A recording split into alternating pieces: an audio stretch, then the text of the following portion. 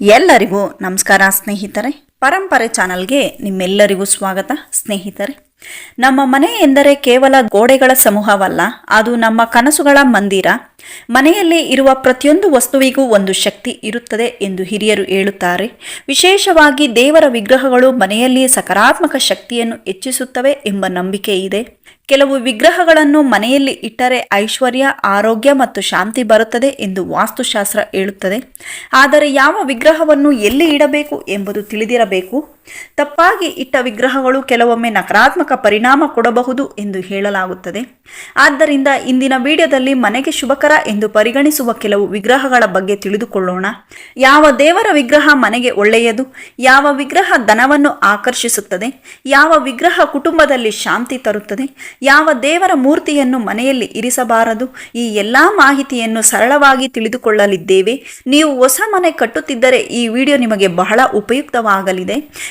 ಈಗಾಗಲೇ ಮನೆಯಲ್ಲಿ ವಿಗ್ರಹಗಳನ್ನು ಇಟ್ಟಿದ್ದರೂ ಕೂಡ ಈ ಮಾಹಿತಿ ತಿಳಿದಿರಬೇಕು. ಏಕೆಂದರೆ ಸರಿಯಾದ ಆರಾಧನೆ ಜೀವನದಲ್ಲಿ ದೊಡ್ಡ ಬದಲಾವಣೆ ತರಬಹುದು. ನಮ್ಮ ಭಾರತೀಯ ಸಂಸ್ಕೃತಿಯಲ್ಲಿ ದೇವರ ವಿಗ್ರಹಗಳಿಗೆ ವಿಶೇಷ ಸ್ಥಾನಮಾನವಿದೆ. ಪ್ರತಿಯೊಂದು ದೇವರು ಒಂದೊಂದು ಶಕ್ತಿಯ ಪ್ರತೀಕ. ಆ ಶಕ್ತಿಯನ್ನು ಮನೆಯಲ್ಲಿ ಸಕಾರಾತ್ಮಕವಾಗಿ ಉಳಿಸಿಕೊಳ್ಳುವುದು ಅತ್ಯಂತ ಮುಖ್ಯ. ಹಾಗಾದರೆ ಮನೆಗೆ ಶುಭಕರ ಎಂದು ಪರಿಗಣಿಸುವ ವಿಗ್ರಹಗಳ ಬಗ್ಗೆ ತಿಳಿದುಕೊಳ್ಳೋಣ. ವಿಡಿಯೋ ಕೊನೆಯವರೆಗೂ ನೋಡಿ, ಉಪಯುಕ್ತ ಮಾಹಿತಿ ನಿಮಗಾಗಿ ಕಾಯುತ್ತಿದೆ. ಜೈ ಗಣೇಶಾಯ ನಮಃ ಎಂದು ಕಮೆಂಟ್ನಲ್ಲಿ ಬರೆಯಿರಿ ಸ್ನೇಹಿತರೆ. ಮೊದಲನೆಯದಾಗಿ ಗಣೇಶನ ವಿಗ್ರಹ. ಮನೆಗೆ ಅತ್ಯಂತ ಶುಭಕರ ಎಂದು ಪರಿಗಣಿಸುವ ಮೊದಲ ವಿಗ್ರಹ ಎಂದರೆ ಶ್ರೀ ಗಣೇಶನ ವಿಗ್ರಹ. ವಿಘ್ನ ವಿನಾಶಕನಾದ ಗಣಪತಿ ಎಲ್ಲ ಅಡೆತಡೆಗಳನ್ನು ದೂರ ಮಾಡುತ್ತಾನೆ ಎಂಬ ನಂಬಿಕೆ ಇದೆ.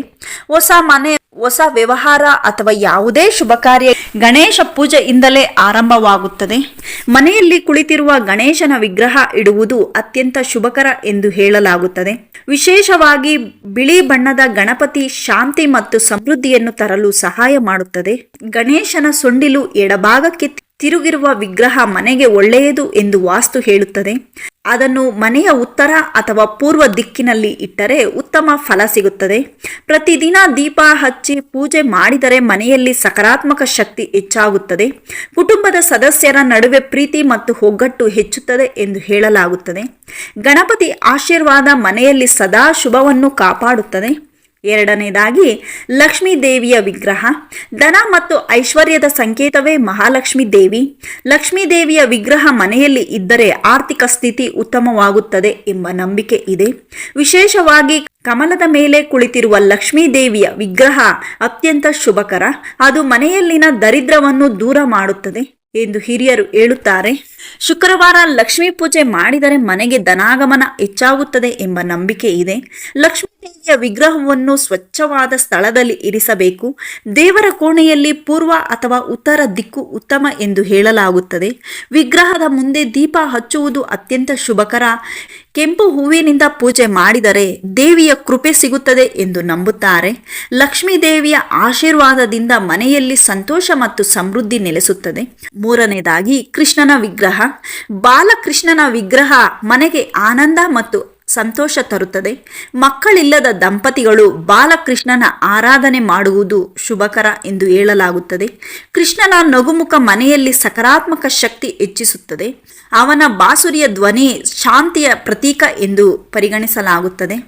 ಮನೆಯಲ್ಲಿ ಕೃಷ್ಣನ ವಿಗ್ರಹ ಇದ್ದರೆ ಸಂಬಂಧಗಳಲ್ಲಿ ಪ್ರೀತಿ ಹೆಚ್ಚಾಗುತ್ತದೆ ಎಂಬ ನಂಬಿಕೆ ಇದೆ. ಬಾಲಕೃಷ್ಣನನ್ನು ಬೆಣ್ಣೆ ಹಿಡಿದ ರೂಪದಲ್ಲಿ ಇಡುವುದು ಅತ್ಯಂತ ಶುಭಕರ. ಜನ್ಮಾಷ್ಟಮಿ ದಿನ ವಿಶೇಷ ಪೂಜೆ ಮಾಡಿದರೆ ಮನಸ್ಸಿನ ಆಸೆಗಳು ಈಡೇರುತ್ತವೆ ಎಂದು ಹೇಳುತ್ತಾರೆ. ಕೃಷ್ಣನ ವಿಗ್ರಹವನ್ನು ದೇವರ ಕೋಣೆಯಲ್ಲಿ ಸ್ವಚ್ಛವಾಗಿ ಇರಿಸಬೇಕು. ಪ್ರತಿದಿನ ತುಳಸಿ ದಳ ಅರ್ಪಿಸಿದರೆ ದೇವರ ಕೃಪೆ ದೊರೆಯುತ್ತದೆ. ಕೃಷ್ಣ ಭಕ್ತಿ ಮನಸ್ಸಿಗೆ ಶಾಂತಿ ಮತ್ತು ನೆಮ್ಮದಿ ನೀಡುತ್ತದೆ. ನಾಲ್ಕನೇದಾಗಿ ನಂದಿ ವಿಗ್ರಹ. ನಂದಿ ಶಿವನ ವಾಹನ ಮತ್ತು ಭಕ್ತಿಯ ಸಂಕೇತ. ಮನೆಯಲ್ಲಿ ಸಣ್ಣ ನಂದಿ ವಿಗ್ರಹ ಇಡುವುದು ಶುಭಕರ ಎಂದು ವಾಸ್ತುಶಾಸ್ತ್ರ ಹೇಳುತ್ತದೆ. ಇದು ಮನೆಯ ನಕಾರಾತ್ಮಕ ಶಕ್ತಿಯನ್ನು ದೂರ ಮಾಡುತ್ತದೆ ಎಂದು ನಂಬುತ್ತಾರೆ. ವಿಶೇಷವಾಗಿ ಶಿವಭಕ್ತರು ನಂದಿ ಆರಾಧನೆಗೆ ಹೆಚ್ಚಿನ ಮಹತ್ವ ಕೊಡುತ್ತಾರೆ.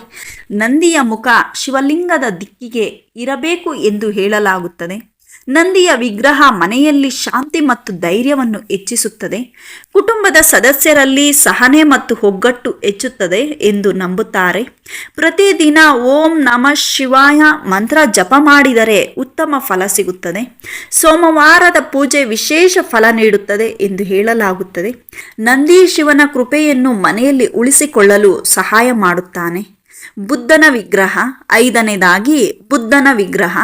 ಇತ್ತೀಚಿನ ದಿನಗಳಲ್ಲಿ ಅನೇಕರು ಮನೆಯಲ್ಲಿ ಬುದ್ಧನ ವಿಗ್ರಹ ಇಡುತ್ತಾರೆ. ಬುದ್ಧ ಶಾಂತಿ, ಜ್ಞಾನ ಮತ್ತು ನೆಮ್ಮದಿಯ ಪ್ರತೀಕ. ಧ್ಯಾನದಲ್ಲಿರುವ ಬುದ್ಧನ ವಿಗ್ರಹ ಮನಸ್ಸಿಗೆ ಶಾಂತಿ ನೀಡುತ್ತದೆ. ಮನೆಯಲ್ಲಿ ಒತ್ತಡ ಮತ್ತು ಕಲಹ ಕಡಿಮೆಯಾಗುತ್ತದೆ ಎಂದು ನಂಬುತ್ತಾರೆ. ವಾಸ್ತು ಪ್ರಕಾರ ಬುದ್ಧನ ವಿಗ್ರಹ ಪೂರ್ವ ದಿಕ್ಕಿನಲ್ಲಿ ಇಟ್ಟರೆ ಉತ್ತಮ. ನಗುವ ಬುದ್ಧನ ವಿಗ್ರಹ ಧನ ಮತ್ತು ಸಂತೋಷದ ಸಂಕೇತ ಎಂದು ಕೆಲವರು ನಂಬುತ್ತಾರೆ. ಸ್ವಚ್ಛ ಮತ್ತು ಶಾಂತವಾದ ಸ್ಥಳದಲ್ಲಿ ವಿಗ್ರಹ ಇರಿಸಬೇಕು. ನೆಲದ ಮೇಲೆ ನೇರವಾಗಿ ಇಡುವುದು ಸರಿಯಲ್ಲ ಎಂದು ಹೇಳುತ್ತಾರೆ. ಧ್ಯಾನ ಮಾಡುವ ಕೋಣೆಯಲ್ಲಿ ಬುದ್ಧನ ವಿಗ್ರಹ ಇಟ್ಟರೆ ಮನಸ್ಸು ಏಕಾಗ್ರವಾಗುತ್ತದೆ. ಬುದ್ಧನ ಸಂದೇಶವೇ ಶಾಂತಿ ಮತ್ತು ಪ್ರೀತಿ. ಸ್ನೇಹಿತರೆ, ವಿಗ್ರಹ ಇಡುವಾಗ ಗಮನಿಸಬೇಕಾದ ಕೆಲವು ವಿಷಯಗಳು. ಒಡೆದ ವಿಗ್ರಹಗಳನ್ನು ಮನೆಯಲ್ಲಿ ಇಡಬಾರದು. ದೇವರ ವಿಗ್ರಹಗಳನ್ನು ಅಶುದ್ಧ ಸ್ಥಳದಲ್ಲಿ ಇರಿಸಬಾರದು. ತುಂಬಾ ದೊಡ್ಡ ವಿಗ್ರಹಗಳನ್ನು ಮನೆಯಲ್ಲಿ ಇಡುವುದು ತಪ್ಪು ಎಂದು ಹೇಳುತ್ತಾರೆ.